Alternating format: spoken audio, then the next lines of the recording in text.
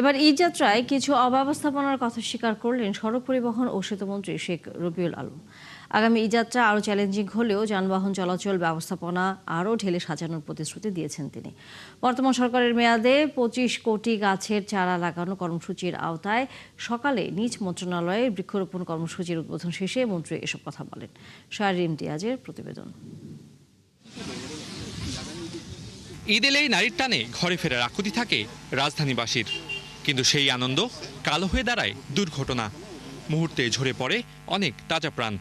প্রায় প্রতি বছরই ঈদযাত্রায় সড়ক দুর্ঘটনার চিত্র একই রকম। যাত্রী কল্যাণ সমিতির সবশেষ পরিসংখ্যান বলছে, এবছর পবিত্র ঈদ উল ফিতরে সড়ক ও রেলপথে দুর্ঘটনায় মারা গেছে ৩৯৪ জন। ক্লিংকার বেশি থাকলে সিমেন্ট বেশি খাঁটি। আনোয়ার সিমেন্ট। নৌপথেও প্রাণ গেছে অনেকের। ত্রুটিপূর্ণ যোগাযোগ ব্যবস্থাপনায় এসব দুর্ঘটনার মূল কারণ। বুধবার বৃক্ষরোপণ কর্মসূচির উদ্বোধনী অনুষ্ঠানে এ নিয়ে সাংবাদিকদের প্রশ্নের মুখে পড়েন সড়ক পরিবহন ও সেতুমন্ত্রী। ঈদযাত্রায় কিছু অব্যবস্থাপনার কথা স্বীকার করেন তিনি। প্রতিশ্রুতি দিয়েছেন আগামী ঈদযাত্রা আরও ঢেলে সাজানোর। কিছু চ্যালেঞ্জ আরও আছে, যেমন আমরা একটা জায়গায় একটু ব্যর্থ হয়েছি। আমাদের কথা ছিল ঈদের আগে 3 দিন, পরে 3 দিন ট্রাক, লরি, কাভার্ড ভ্যান চলবে না।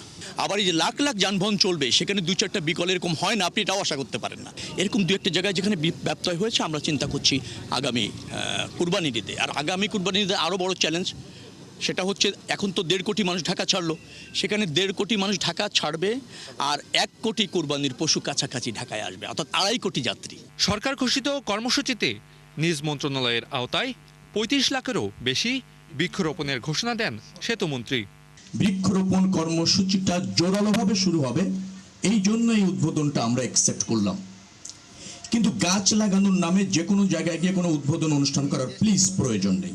পৃথিবীর অনেক দেশে আছে, আপনার একটা সন্তান এসেছে, আপনি তার সৌজন্যে 2টি গাছ লাগিয়ে দিয়েছেন, তার মানে কি হচ্ছে? প্রত্যেক বাড়ি 3টি-4টি করে গাছ হয়ে গিয়েছে। সরকারের কর্মসূচি বাস্তবায়নে দেশের প্রতিটি নাগরিককে এগিয়ে আসার আহ্বানও জানান শেখ রবিউল আলম। শাহরিয়ার ইমতিয়াজ, ৭১, ঢাকা।